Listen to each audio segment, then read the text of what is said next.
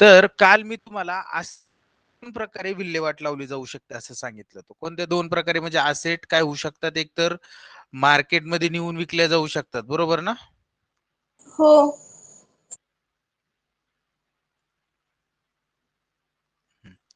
एक तर ज्या असेट आहेत आपल्या, एकच मिनिट हा.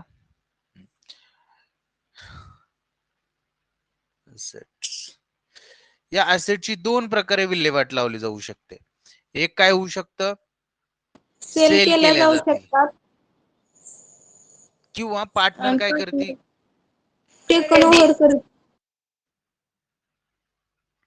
पार्टनर टेकन ओव्हर करतात. असे दोन प्रकार आहेत. एक तर काय होईल, सेल होईल किंवा पार्टनर टेकन ओव्हर करेल. जर सेल केला तर आपल्याकडे कॅश येईल, मग आपण काय करतो, cash account debit to realisation account. Realisation account. Very good. आणि जर समजा असेट पार्टनरने partners capital account debit to realisation account. Realisation account. Very good. आणि जर समजा लॅबिलिटीच्या बाबतीत जर विचार करायचं झालं, लॅबिलिटीकडं म्हणजे उदाहरणार्थ for payment of outsiders liability. म्हणजे आता पहा, एक गोष्ट लक्षात घ्या, मी तुम्हाला लॅबिलिटी शिकवल्या होत्या, बरोबर? लॅबिलिटी सांगितल्या होत्या आणि मी लॅबिलिटी सांगताना लॅबिलिटीचे काही आयटम सांगितले होते. तर मी ते परत सांगतोय बरं का, तुम्ही फक्त मला सांगायची कोणती लॅबिलिटी. उदाहरणार्थ कॅपिटल, एकच मिनिट हा. कॅपिटल, त्याच्यानंतर जनरल रिझर्व,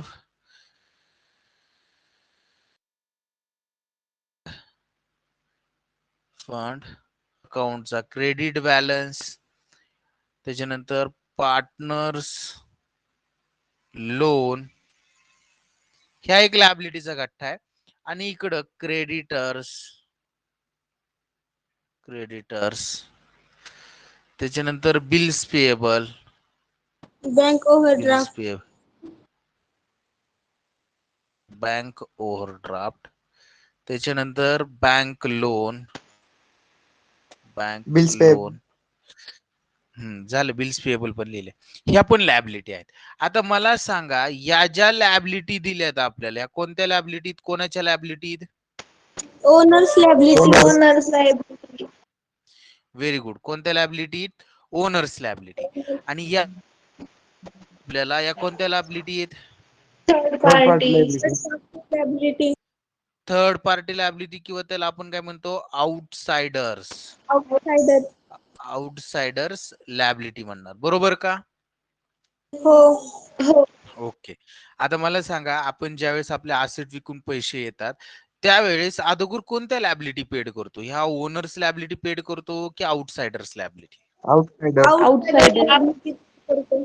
व्हेरी गुड. कोणत्या लॅबिलिटी पेड करणार? या ज्या दिलेल्या आहेत आपल्याला आउटसाइडर लॅबिलिटी, या फर्स्टली आपण काय करणार, पेड करणार. आणि दॅन आफ्टर जर आपल्याकडे पैसे शिल्लक राहिले तर आपण ओनर लॅबिलिटीकडे जाणार. हे क्लिअर आहे का सर्वांना? हो सर. ओके. मग मला सांगा, आता आउटसाइडर लॅबिलिटी पेड करताना एकतर त्या लॅबिलिटी कोणाच्या आहेत? फर्मच्या आहेत, बरोबर? हो. लॅबिलिटी फर्मच आहे ना, आपण अकाउंटिंग फर्मचं करतो. एकतर लॅबिलिटी फर्मच्या आहेत म्हणल्या त्या पेड एकतर फर्मने केल्या पाहिजे, फर्मने पेड केलं पाहिजे. जर फर्मला पेड करता आल्या नाही तर कोण पेड करू शकतो? फर्मचे पार्टनर्स. ओनर. ओनर. ओनर म्हणजे कोण? पार्टनर. म्हणजे एक गोष्ट लॅबिलिटी पेड बाय फर्म असेल किंवा लॅबिलिटी पेड बाय पार्टनर, ह्या दोन पैकी कोणाला तरी या लॅबिलिटी काय कराव्या लागतील? पेड कराव्या लागतील. एक तर पार्टनर पेड करणार किंवा काय करणार? फर्म पेड करणार.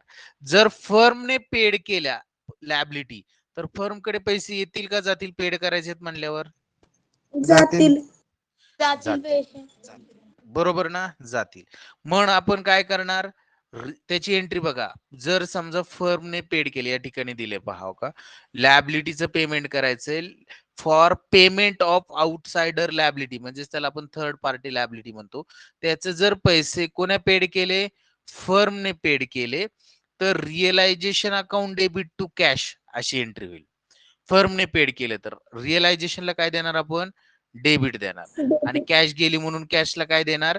क्रेडिट देणार. क्रेडिट. आणि जर समजा याच liability if any partner discharge any liability, म्हणजे एखाद्या पार्टनरने डिस्चार्ज म्हणजे काय? पेड केली एखादी लॅबिलिटी, तर त्याची एंट्री रिअलायझेशनला डेबिट नाही देणार, मग कोणाला देणार? सॉरी, कॅशला डेबिट क्रेडिट नाही देणार. ज्याने काय कोणा पेड केली? पार्टनरली, म्हणून पार्टनरला क्रेडिट देणार. बघा एंट्री काय होईल? Realisation account debit to partners capital. दोन्ही मधला डिफरन्स कळतोय का? एक तर लॅबिलिटी पार्टनर पेड करेल किंवा कोण पेड करेल? फर्म. फर्मने पेड केली तर realisation account debit to cash account किंवा बँक अकाउंट. बरोबर. आणि जर समजा लॅबिलिटी आपल्याला पार्टनरने पेड केली तर realisation account debit to partners capital किंवा करंट अकाउंट. बरोबर. कळते ना हे सर्वांना का डोक्याच्या वरून चालले सगळ्यांच्या? नाही सर. Okay okay. चला समजते आता सर. आता आपण आता थोडस पुढे जाऊया. काय दिले त्यांनी बघा पुढं रिअलायझेशन एक्सपेन्सेस. बघा आता रिअलायझेशन एक्सपेन्सेस म्हणजेच काय? तुमची फर्म बंद करण्यासाठी, असेट विकण्यासाठी, लॅबिलिटी पेड करण्यासाठी काही लीगल चार्जेस असतील किंवा असेट विकण्यासाठी काही कमिशन असेल, काय असेट विकण्याचा खर्च असेल, हे सगळं जे आहे असेट रिअलाइज करत असताना हा जो एक्सपेन्सेस आहे, येणारा खर्च आहे, त्याला म्हटलं जातं रिअलायझेशन एक्सपेन्सेस. मग असा रिअलायझेशन एक्सपेन्सेस एक तर काय करू शकतं? फर्म पेड करू शकते. काय होईल? एखादी फर्म काय करल? पेड करल. किंवा फर्मने जर पेड नाही केला तर कोण पेड करणार शेवटी? पार्टनर. Very good. ओनर्स म्हणजेच कोण? पार्टनर्स पेड करणार. जर फर्मने पेड केला, खर्च रिअलायझेशनला डेबिट देणार, realisation account debit to cash, cash जाणार. आणि जर पार्टनरने पेड केला तर कॅश जाणार नाही, आपण काय म्हणणार? Partners capital account. ज्या पार्टनरने पेड केला त्याला. म्हणून त्याची एंट्री बघा, realisation account debit to concern capital किंवा कन्सर्न पार्टनर्स कॅपिटल अकाउंट. काय? रिअलायझेशन एक्सपेन्सेस जर पेड केला फर्मने तर फर्मची कॅश जाणार आहे, रिअलायझेशनला डेबिट देणार आणि कॅश जाती म्हणून टू कॅश म्हणणार. आणि जर समजा एखाद्या पार्टनरने पेड केला तर रिअलायझेशनलाच डेबिट देणार, पण क्रेडिट कोणाला देणार आपण? पार्टनर्सला. कॅपिटलला. कळते ना सर्वांना? हो सर. ओके, चला पुढे जाऊया. आता काही वेळेस काय होतं, थोडस ते लक्षात घ्यायचं की पार्टनरला असेट विकत वगैरे असताना कमिशन वगैरे दिलं जातं. म्हणून त्यांनी बघा या ठिकाणी म्हटलंय की if commission is given to any partner, एखाद्या पार्टनरला कमिशन दिलं फॉर रिअलायझिंग असेट, म्हणजे एखादा पार्टनर असेट विक्री करण्याचं काम करतोय आणि तो काम करतोय म्हणून त्याच्या कामाबद्दल त्याला आपण काय दिलं? कमिशन दिलं. तर मला एक गोष्ट सांगायची, आपण याच्या अगोदरच्या इतिहासामध्ये शिकलेलो आहोत की फर्म कडून पार्टनरला जे काही भेटतं, कोणाकडून? फर्म कडून, ते आपण पार्टनर्स कॅपिटलचे कुठे लिहितो? डेबिटला का क्रेडिटला? क्रेडिटला, क्रेडिट साईडला. कुठे लिहितो? पार्टनर्स कॅपिटलला, क्रेडिटला लिहितो. क्रेडिट बरोबर ना? साईडला. हा बरोबर. आणि मग आता फर्मच्या दृष्टिकोनातून तो खर्च असेल, कारण की फर्म देणार आहे, म्हणजे खर्च झाला तर रिअलायझेशनच्या डेबिटला किंवा लॉस झाला तर रिअलायझेशनच्या डेबिटला. म्हणून जर कमिशन दिलं पार्टनरला तर realisation account debit to partners capital account अशी एंट्री होईल. कारण की पार्टनरला काय द्यावं लागेल? क्रेडिट, कारण की त्याला भेटतंय म्हणून. क्लिअर का सर्वांना? हो सर. हो सर. Okay okay. त्याच्यानंतर 6 नंबरच्या कन्सेप्ट मध्ये काय सांगितले बघा, if any contingent liability is paid, एखादी कॉन्टिंजंट लॅबिलिटी जर पेड केली. आता ही कॉन्टिंजंट लॅबिलिटी म्हणजे काय, कोण सांगू शकते का? मी याच्या अगोदर बऱ्याच वेळा सांगितले. कोण सांगू शकते कॉन्टिंजंट लॅबिलिटी? बघा तुम्हाला आता एक गोष्ट सांगतो की आपली ही फर्म आहे आणि फर्म मध्ये हा कामगार काम करतोय. काम करता करता काय झालं, त्याचा हा एक हात तुटला आणि त्याला राहिला फक्त आता एकच हात. बरोबर. मग आता हे काम करता करता त्याचा हात तुटलाय म्हटल्यावर हा काय करणार? कोर्टात जाणार आणि कोर्टात दावा दाखल करणार आपल्या फर्म विरुद्ध की मी कामावर असताना माझा एक हात तुटून खाली पडला, त्यासाठी मला काय भेटावी, नुकसान भरपाई भेटावी. बरोबर. मग हे कोर्ट काय करणार की लगेच नुकसान भरपाई दे म्हणणार आहे का आपल्याला फर्मला? नाही म्हणणार. नाही. कोर्ट काय करेल, कोर्ट काय करेल, बघल की बाबा तो कामगार त्या दिवशी कामावर आला त्या दिवशी शुद्धीत होता का, तो नशेत तर नव्हता ना, वगैरे वगैरे, या सगळ्या गोष्टी तो चेक करेल कोर्ट आणि नंतर योग्य तो निर्णय देईल. म्हणजे कोर्टाला निर्णय देण्यासाठी काय वेळ आवश्यक आहे आणि हा वेळ कधी आहे, भविष्यात आहे. आणि ही भविष्यात आपल्याला जर कोर्टाने सांगितलं की भरपाई द्या बाबा, तर आपण याला भरपाई देऊ, म्हणजे आपल्याला ती द्यावी लागेल, म्हणजे ती आपली काय होईल त्यावेळेस लॅबिलिटी होईल. आणि जर नाही सांगितलं द्यावं लागेल का, नका देऊ नाही. म्हटल्यावर देणार का, नाही. तर मग अशा वेळेस जर कोर्टाने निर्णय दिला की नका देऊ, तर ती आपली लॅबिलिटी होणार नाही. म्हणजे अशी सर्टन कंडिशन असते की ज्या कंडिशनवर आपल्याला ठरतं की ही लॅबिलिटी आहे किंवा नाही. जर तर असं झालं तर, नाही झालं तर ती लॅबिलिटी असेल. म्हणून त्याला म्हटलं जातं कॉन्टिंजंट लॅबिलिटी. अशी जी लॅबिलिटी असते त्याला म्हटलं जातं कॉन्टिंजंट लॅबिलिटी. आणि ही लॅबिलिटी जर पेड करावी लागली, काय करावी लागली, पेड करावी लागली, तर फर्मचे पैसे जातील. बरोबर ना? हो. हो. मग आपली जशी लॅबिलिटी पेडची एंट्री ना, सेम अशीच एंट्री करायची. म्हणून त्याला म्हणायचं realisation account debit to cash, पैसे गेले म्हणून कॅश किंवा बँक अकाउंट. क्लिअर का एंट्री सर्वांना कॉन्टिंजंट लॅबिलिटीची? हो सर. ओके. आता मी तुम्हाला एक गोष्ट सांगितली होती की फर्मला व्यवसाय करण्यासाठी पैशाची, निधीची गरज असते. बरोबर ना? मग हा निधी म्हणजेच जे काही पैसे आवश्यक असतील फर्मला, ते कोण पुरवतं? पार्टनर्स. पार्टनर्स. बरोबर. आणि त्यालाच काय म्हणतो आपण, पार्टनर पैसे देतात म्हणून त्याला म्हणतो आपण कॅपिटल. कॅपिटल. कॅपिटल म्हणतो. बरोबर. आता पार्टनरचं कॉन्ट्रीब्युशन, म्हणूनच आपण कॅपिटलची डेफिनेशनच बघितली. Owners contribution in business is called capital. आणि या कॅपिटल व्यतिरिक्त अजून पैशाची गरज जर निर्माण झाली तर फर्मच्या दृष्टिकोनातून फर्मला पैसे अजून आवश्यक असतील तर फर्म काय म्हणते, आता कॅपिटल तर तुम्ही दिले बाबा, एखाद्या पार्टनरला काय म्हणते, तू जास्त श्रीमंत आहे ना, तर तुझ्याकडे जास्त पैसे आहेत म्हणून तू कर्ज दे आता मला. म्हणून ती काय घेते, एखाद्या पार्टनर कडून लोन घेते आणि त्याला म्हटलं जातं पार्टनर्स लोन अकाउंट. बरोबर. त्याला काय म्हटलं जातं, पार्टनर्स लोन अकाउंट. आणि हे लोन काय करावं लागतं, या कॅपिटलच्या अगोदर पेड करावं लागतं. कारण की शेवटी काय आहे, फर्मचं कर्ज. कॅपिटल नंतर त्या पार्टनरचं, पण त्या पार्टनर कडून घेतलेलं जे कर्ज आहे ते अगोदर द्या. कायदा काय सांगतो, पार्टनरशिप ऍक्ट, की त्याचं जे कॅपिटल आहे ते नंतर दिलं तरी चालेल, पण त्याच्याकडून जर तुम्ही कर्ज घेतलेलं असेल तर ते अगोदर पेड करायचं. आणि म्हणून त्यांनी या ठिकाणी बघा या पॅराग्राफ मध्ये असं सांगितलंय, as per the section 48 of the partnership act 1932, partner loan shall be paid after making all third party liabilities. म्हणजे काय, मी तुम्हाला लॅबिलिटी दाखवल्या होत्या, बरोबर ना? बघा या ठिकाणी तुम्हाला दाखवलेले असतील पहा, या सगळ्या लॅबिलिटी आहेत. बरोबर. या सगळ्या ज्या लॅबिलिटी आहेत, या कोणत्या लॅबिलिटी आहेत? Outsider liabilities. आउटसाइडर म्हणजे थर्ड पार्टी लॅबिलिटी. ह्या सगळ्या लॅबिलिटीचं पैसे दिल्यानंतर तुम्ही ओनर्स लॅबिलिटीकडे या, पण ओनर्स लॅबिलिटी मध्ये सुद्धा अगोदर काय पेड करा तुम्ही, पार्टनर्स लोन. लोन पेड करा. कळतंय ना आता काय कसं चाललंय ते? हो सर. ओके. मग हे पार्टनर्स लोन जर पेड करायचं असेल तर त्यांनी सांगितलेलं आहे की ते ऍक्ट मध्ये सांगितले की भारतीय भागीदारी कायदा 1932 कलम 48 नुसार partner loan shall be paid after making the payment of third parties. म्हणजे थर्ड पार्टी लॅबिलिटी ज्या आहेत ना, त्या सगळ्या लॅबिलिटी पेड केल्यानंतर तुम्ही पार्टनरचं लोन काय करा, पेड करा. It should not be transfer to realisation account. हे जी लॅबिलिटी आहे ही रिअलायझेशन अकाउंटला ट्रान्सफर करायची नाही.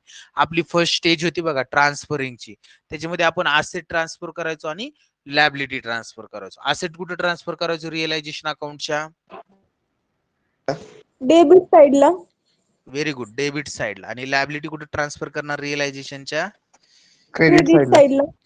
क्रेडिट साइडला. तर ज्यावेळेस लॅबिलिटी ट्रान्सफर करू त्यावेळेस हे जे लोन आहे ना पार्टनरचं ते ट्रान्सफर करायचं नाही. का ट्रान्सफर करायचं नाही? कारण की लोन हे आहे हे सेपरेट ट्रीट करायचं. कसं ट्रीट करायचं? तर लोन अकाउंट तयार करायचं आणि तिथं त्याचा बॅलन्स लिहायचा. म्हणून त्यांनी म्हटलंय it should not be transfer to realisation account. The loan due to a partner is paid and the entry is, म्हणजे लोन जे आहे पार्टनरला ते पेड करायचं त्याचं त्याला, आणि त्याची एंट्री कशी करायची? तर लोन पेड केलं. काय पेड केलं? लोन. म्हणून partner loan account debit to cash oblique bank account, अशा पद्धतीची एंट्री होईल. काय एंट्री होईल? Partner loan account debit to cash oblique bank account. कळतंय का सर्वांना? हो सर. हो. Okay okay. आतापर्यंत आपण काय बघितलं ते पण मी तुम्हाला सांगतो. बघा आतापर्यंत आपण काय बघितलं की आपण ज्यावेळेस प्रॉब्लेम सॉल्व्ह करायला सुरुवात करू त्यावेळेस सुरुवातीला आपण काय ट्रान्सफर करणार? ऍसेट. असेट ट्रान्सफर करणार रिअलायझेशनच्या कोणत्या अकाउंटला?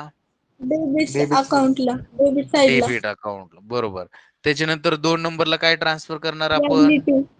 लॅबिलिटी. लॅबिलिटी. कुठे ट्रान्सफर करणार? रिअलायझेशनच्या क्रेडिट साइडला. क्रेडिटला. क्रेडिट साइडला. Very good. त्याच्यानंतर 3 नंबरला आपण काय की प्रोव्हिजन कशावरच्या? डेटर. डेटर्स वरती. हा, डेटर्स वर म्हणजेच असेट वरच्या. ह्या असेट रिअलायझेशनच्या डेबिटला, प्रोव्हिजन कुठं रिअलायझेशनच्या? क्रेडिट क्रेडिटला. साइडला. क्रेडिट साइडला. आता जशा असेट वरच्या प्रोव्हिजन आहेत तशा लॅबिलिटी वरच्या सुद्धा प्रोव्हिजन असू शकतात. मग लॅबिलिटी वरच्या प्रोव्हिजन कुठं ट्रान्सफर करू आपण? रिअलायझेशनच्या डेबिट साइडला. डेबिट साइडला. बरोबर. त्याच्यानंतर आपण काय करतो? असेट रिअलाइज करतो. काय करतो? Asset realise. रिअलाइज म्हणजे काय करतो? विकतो. तर विकताने एकतर काय बाजारमध्ये विकल, फर्म विकेल, किंवा एखादा पार्टनर काय करेल? असेट खरेदी करेल. Taken over. खरेदी करेल. टेकन ओव्हर करेल. ह्या 2 गोष्टी तिथे घडतील. असेट विकल्यानंतर आपल्याला काय करावं लागणार आहेत? लॅबिलिटी पेड करावे लागणार आहेत. पेड करावे लागतील. Very good. लॅबिलिटी पेड करावी लागणार. लॅबिलिटी पेड करताना सुद्धा 2 मार्गाने पेड केल्या जाऊ शकते. एक तर काय फर्म पेड करेल किंवा पार्टनर पेड करतील. व्हेरी गुड, पार्टनर पेड करेल. इथे सुद्धा असेटच्या बाबतीत सुद्धा तेच लिहितो मी. एक तर काय करेल? फर्म विकेल किंवा पार्टनर काय घेईल? त्या खरेदी करेल. खरेदी करेल किंवा टेकन ओव्हर करेल. बरोबर ना? हे कळलं इथपर्यंत सर्वांना? हो सर. हो सर. ओके. हा, आता 6 नंबरला काय आपण करणार? जे पार्टनरचं लोन आहे ते पार्टनरचं लोन काय करायचं? पेड करायचं. हे काय करायचं? सेपरेटली पेड करायचं. याच्यासाठी एक अकाउंट ओपन करावं लागतं. हे सगळं आपण पुढे गेल्यानंतर बघणार आहोत. ह्या सिक्वेन्स कळतोय का सर्वांना? हो सर. ओके. हे सगळं झाल्यानंतर आपल्याला करावं लागतं क्लोजिंगचं काम. आणि क्लोजिंग करत असताना आपण पहिलं अकाउंट कोणतं क्लोज करू? साधी सिंपल गोष्ट आहे, सांगा. Realisation account. Realisation account. आणि जी क्लोजिंगची स्टेज आहे त्यालाच त्यांनी म्हटलेले नंबर 3 ची स्टेज डिस्ट्रीब्युशन स्टेज. नाव काय दिले क्लोजिंगच्या स्टेजला? डिस्ट्रीब्युशन. पहिली ट्रान्सफर स्टेज, दुसरी रिअलायझेशन स्टेज आणि तिसरी डिस्ट्रीब्युशन स्टेज. तर त्यांनी सांगितलेलं आहे under this stage first realisation account is closed. म्हणजे पहिल्यांदा याच्यामध्ये आपण कोणतं अकाउंट क्लोज करणार? Realisation account. Realisation account close केल्यानंतर एकतर आपल्याला काय गावेल? प्रॉफिट किंवा लॉस. Very good. म्हणून त्यांनी म्हटलंय the profit or loss on realisation account is transfer. हा प्रॉफिट किंवा लॉस रिअलायझेशनचा, जसं रिव्हॅल्युएशनचा आपण ट्रान्सफर करायचो, कुठे ट्रान्सफर करायचो? पार्टनर्स कॅपिटल अकाउंटला. क्रेडिट साइडला. बरोबर. पार्टनर्स कॅपिटलच्या क्रेडिटला. जर प्रॉफिट असेल आणि लॉस असेल तर पार्टनर्स कॅपिटलच्या डेबिटला. साईडला. डेबिट साइडला. आणि तेच सेम या ठिकाणी रिअलायझेशन अकाउंट ज्यावेळेस क्लोज करू त्यावेळेस एकतर प्रॉफिट असेल किंवा लॉस असेल आणि such profit or loss is transfer to partners capital account or current account. जर करंट अकाउंट असेल तर करंट अकाउंट. आणि कोणत्या रेशो मध्ये ट्रान्सफर करतो? In the year old ratio. Old ratio means त्यांचा profit sharing ratio. After making all adjustment related to partners capital account. म्हणजे partners कॅपिटलशी रिलेटेड असलेल्या सगळ्या ऍडजस्टमेंट म्हणजे कॅपिटल ऍडजस्टमेंट. कॅपिटल ऍडजस्टमेंट कोणत्या? इंटरेस्ट ऑन कॅपिटल, त्याच्यानंतर त्याला कमिशन आहे, सॅलरी आहे, बोनस आहे, ड्रॉविंग आहे, वगैरे वगैरे. ह्या सगळ्या ऍडजस्टमेंट आपण कॅपिटल अकाउंट किंवा करंट अकाउंटला करतो. म्हणून या सगळ्या ऍडजस्टमेंट केल्यानंतर after making all the adjustment to related partners all partners capital account is closed by setting the balance. म्हणजे मग पार्टनर्स कॅपिटल अकाउंट क्लोज करायचं. म्हणून त्याच्यामध्ये आपण फर्स्ट स्टेप बघणार for closing of realisation account.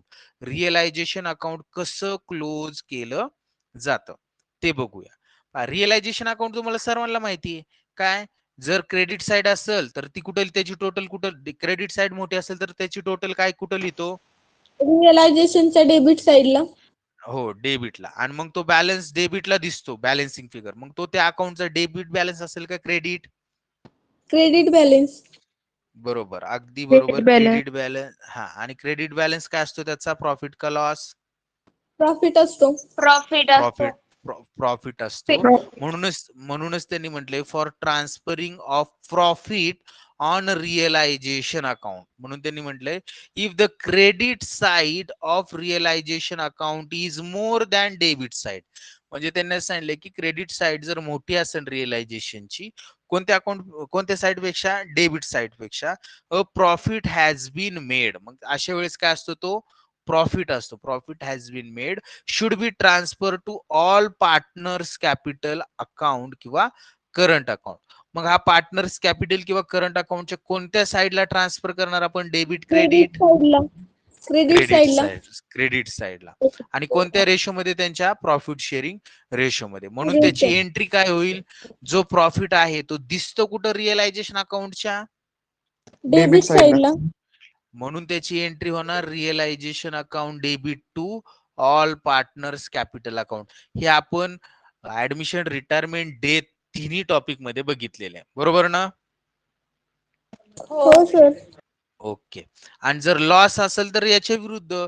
Loss म्हणजे काय? रिअलायझेशन अकाउंटची डेबिट साइड मोठी का क्रेडिट साइड मोठी असेल लॉसच्या वेळेस? डेबिट साइड मोठी असेल. Debit side. Very good. कोणती? डेबिट साइड मोठी असेल. आणि ती कुठं लिहिणार मग आपण? क्रेडिट साइडला लिहिणार. आणि क्रेडिट साइडला लिहिणार. बॅलन्सिंग फिगर कुठं दिसेल? क्रेडिट साइडला दिसेल. बरोबर ना? हो. हो. पण तो रिअलायझेशन अकाउंटचा डेबिट बॅलन्स असेल का क्रेडिट?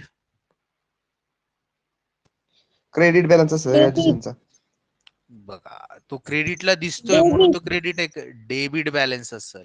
बघा if the debit side of realisation account is more than credit side a loss has been incurred. त्यावेळेस तो काय असतो? लॉस. आणि लॉस ज्यावेळेस असेल त्यावेळेस तो रिअलायझेशन अकाउंटचा डेबिट बॅलन्स असतो. आणि तो दिसतो क्रेडिटला म्हणून आपण तो वाटतो कुठं? प्रॉफिट आपल्या ऑल पार्टनर्सच्या डेबिटला का क्रेडिटला? डेबिट साईडला. डेबिट साईडला. म्हणून आपण एंट्री करणार all partners capital account debit to realisation account. कशाची? ही असणार आहे आपली लॉस ट्रान्सफरची एंट्री रिअलायझेशन अकाउंटच्या. क्लिअर का? हो सर. ओके चला. आणि त्याच्यानंतर पुढच्या स्टेजला आपल्याला काय बघायचंय? जर समजा करंट अकाउंट दिलेलं असेल आपल्याला तर ते करंट अकाउंट कसं क्लोज करायचं? मग करंट अकाउंट कधी दिलं जातं? ज्या वेळेस तुमच्याकडं काय असेल? फिक्स फ्लक्च्युएटिंग कॅपिटल मेथड का फिक्स कॅपिटल मेथड मध्ये. फिक्स कॅपिटल मेथड मध्ये काय दिलेलं असतं? करंट अकाउंट दिलेलं असतं. तर त्यांनी सांगितले की current account of partner should be close by transferring the balance of capital account of the partner. The entry is. म्हणजे करंट अकाउंट क्लोज करायचं. करंट अकाउंट क्लोज करायचं म्हणजे थोडक्यात सांगतो या ठिकाणी म्हणजे तुमच्या ते प्रॅक्टिकली लक्षात येईल. हे आपलं काय आहे? करंट अकाउंट आहे. आणि इथं खाली मी तुम्हाला दाखवतो, या ठिकाणी 1-2च मिनिट हा.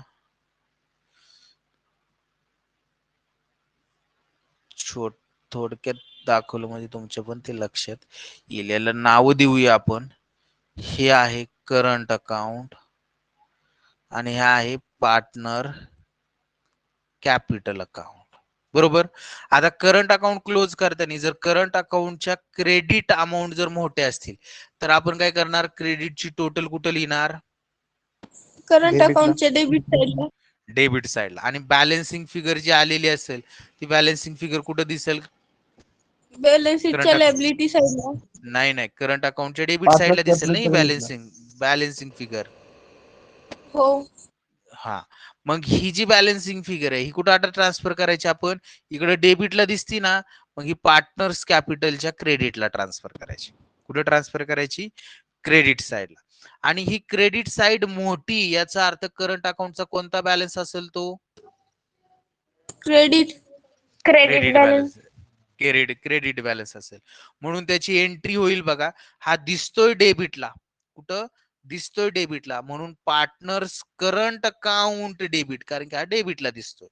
तो ट्रान्सफर कुठे केला आपण, पार्टनर कॅपिटलच्या क्रेडिट का डेबिटला, क्रेडिट साइडला. क्रेडिट साइडला. म्हणून आपण त्याला काय म्हणणार, टू पार्टनर्स कॅपिटल अकाउंट. हा कधी असेल, क्रेडिट बॅलन्स असेल तर.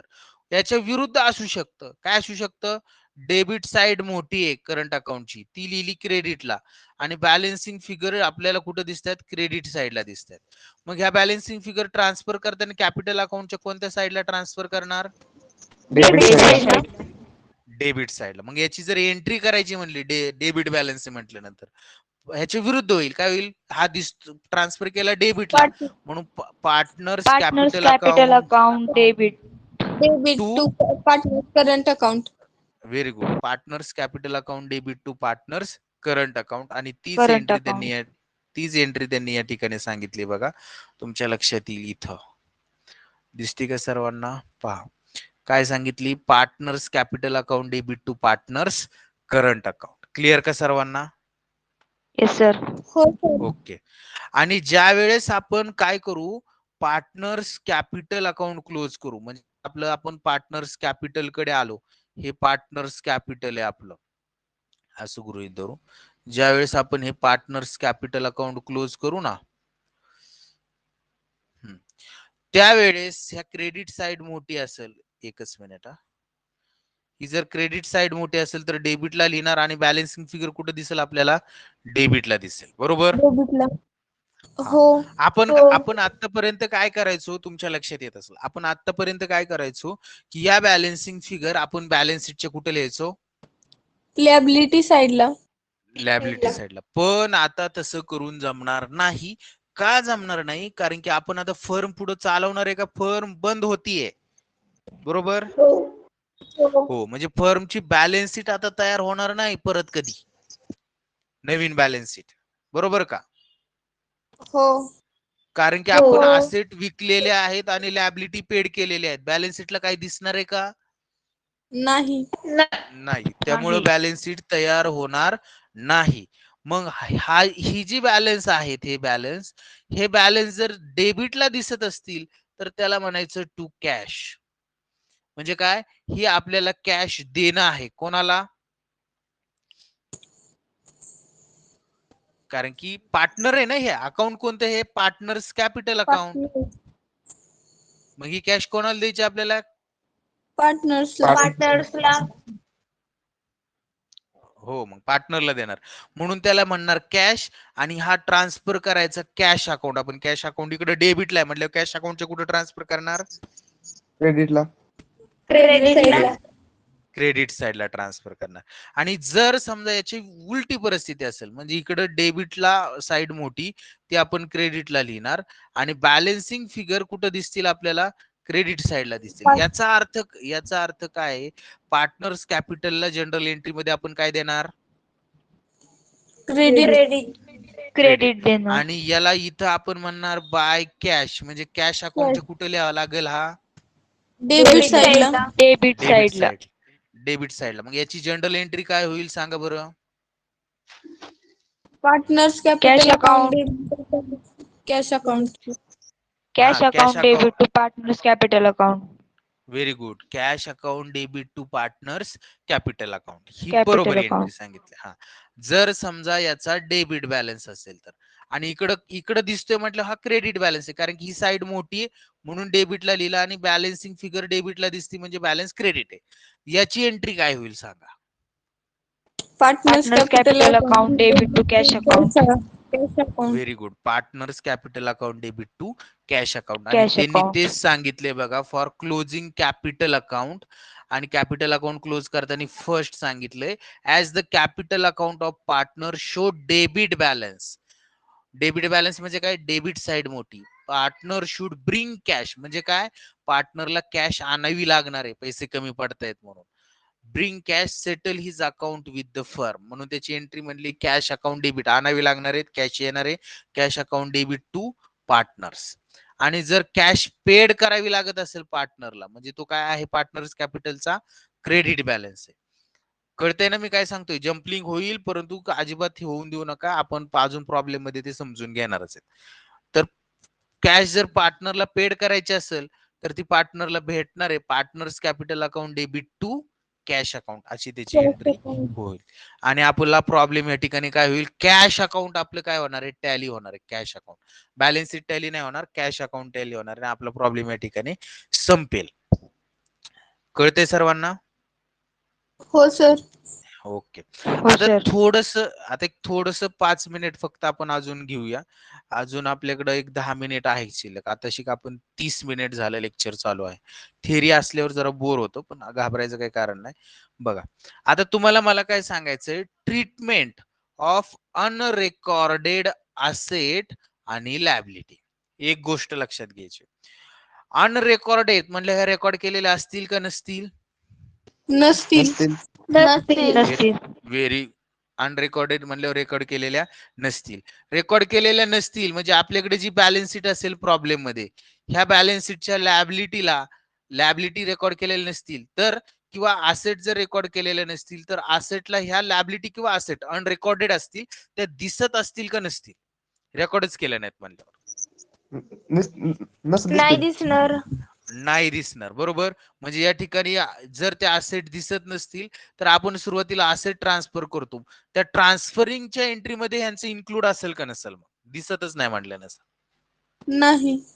नाही, सिंपल नसेल. सिंपल लॉजिक आहे. बरोबर. आणि लॅबिलिटी सुद्धा जर दिसत नसतील तर लॅबिलिटी सुद्धा आपण ट्रान्सफर करणार का? नाही. नाही.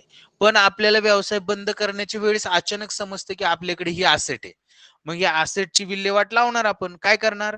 एक तर आपण, तुम्हाला माहिती आहे असेट काय करतो? विकतो, किंवा पार्टनर काय करतो?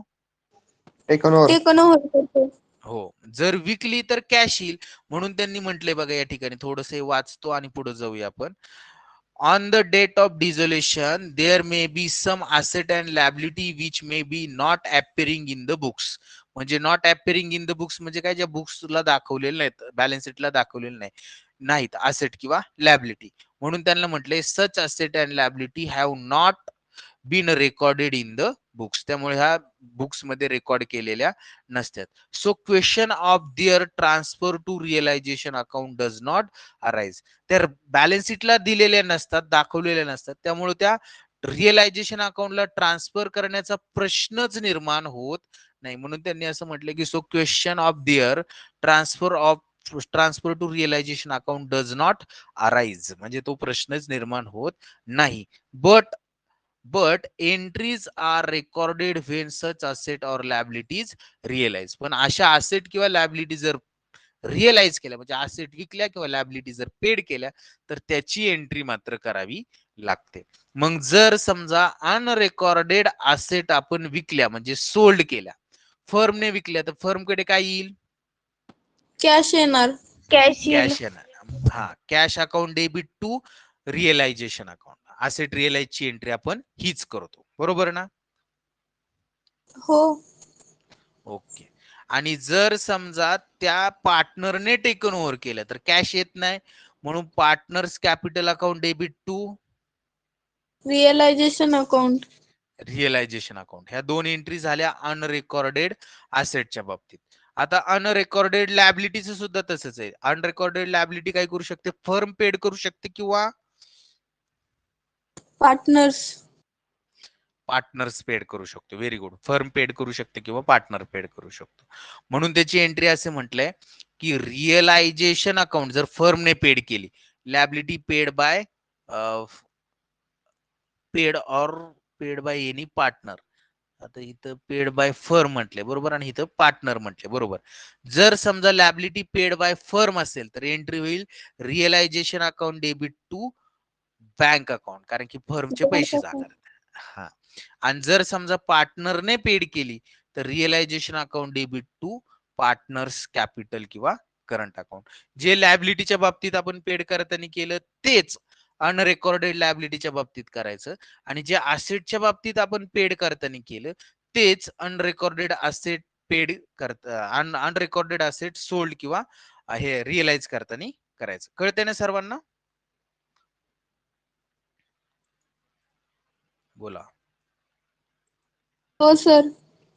ओके. आणि हो, सर. आता थेरी मधला सगळ्यात शेवटचा भाग आहे या ठिकाणी. काय सांगितले बघा, ट्रीटमेंट ऑफ गुडविल ऑन डिझॉल्युशन. तर हे पहिल्यांदा पॅराग्राफ वाचतो. जे आपल्या नॉर्मल असेट जे असतात ना, असेट म्हणजे काय, उदाहरणार्थ मशिनरी काय करतो आपण, जर बॅलन्स शीटला दिसत असेल तर पहिल्यांदा ट्रान्सफर करतो. कुठं, रिअलायझेशन अकाउंटच्या डेबिट साइडला. डेबिट साइड बरोबर. मग ती ट्रान्सफरची एंट्री करायची. सेम तसंच गुडविल सुद्धा ट्रान्सफर करायचं. आणि त्यानंतर दुसऱ्या स्टेजला काय करतो, असेट आपण विकतो बरोबर ना. हो. हो. मग विकल्यावर काय आपल्याकडे कॅश येते, cash account debit to realisation account अशी एंट्री होते. तसंच गुडविलचं सुद्धा करायचं गुडविल विकल्यानंतर. तर तेच त्यांनी सांगितले बघा, there is no need to given special treatment to goodwill. या ठिकाणी गुडविलला स्पेशल ट्रीटमेंट द्यायची गरज नाही. In case of dissolution it should be treated as any other asset. हे सेम आपल्या बाकीच्या असेट सारख्या काय करायच्या, ट्रीट करायचं. If it is already appear in the books, म्हणजे हे जर आपल्याला बॅलन्स शीटला दिलेलं असेल goodwill, it will be transfer like all other asset. ते बाकीच्या सर्व असेट प्रमाणे काय करायचं, ट्रान्सफर करायचं. कुठे ट्रान्सफर करतो आपण सगळे असेट रिअलायझेशन अकाउंटच्या डेबिट साइडला. डेबिट साइडला. हा, मग हे गुडविल सुद्धा डेबिट साइडला ट्रान्सफर करायचं. If does not appear there is no question to transfer. म्हणजे जर गुडविल दिलं असेल तर ट्रान्सफर करायचं, आणि does not appear in the balance sheet म्हणजे बॅलन्स शीटला जर दिलं नसेल तर ट्रान्सफर करायचा प्रश्न येतो का? नाही. नाही. म्हणून त्यांनी ते वाक्य वापरले, if it is does not appear there is no question to transfer on the realisation account, म्हणजे ते ट्रान्सफर करायची गरज नाही. On sale the amount actually received will be debited to cash. आणि जर समजा गुडविल विकून आपल्याला जी ऍक्च्युअली अमाऊंट आलेली आहे ती कॅश अकाउंटच्या डेबिटला लिहितो, आणि दुसरा इफेक्ट क्रेडिटला लिहितो रिअलायझेशन अकाउंटच्या. हे बाकीच्या असेट विकल्यावर सुद्धा तेच करतो आपण. असेट आली कॅशच्या डेबिटला, असेट विकल्यामुळे रिअलायझेशनच्या क्रेडिटला त्याचा दुसरा इफेक्ट देतो. सेम तसंच करायचं पुढं. तर एकच मिनिट हा, पुढं बघा. त्यांनी तेच सांगितले, if the goodwill appear in the balance sheet, goodwill appear the balance शीटला असेल तर पहिल्यांदा ते रिअलायझेशनच्या डेबिटला ट्रान्सफर करायचं. म्हणून त्याची एंट्री होईल realisation account debit to goodwill. ही स्पेशल करायची गरज नाही, ती त्यांची एकत्रच करायची. आणि विकलं गुडविल तर कॅश अकाउंट डेबिट, कॅश आली गुड टू रिअलायझेशन अकाउंट, विक्रीची एंट्री. आणि goodwill is account does not appear in the balance sheet, balance शीटला जर गुडविल अकाउंट नसेल तर काय करायचं.